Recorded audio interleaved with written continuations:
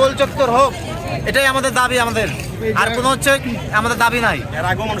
এর আগেও মানুষ মারা গেছে, আহত হয়েছে, অনেক ডাক্তারও পর্যন্ত এখানে এমন ভাবে মানে আহত হয়েছে সে বলার বাহিরে।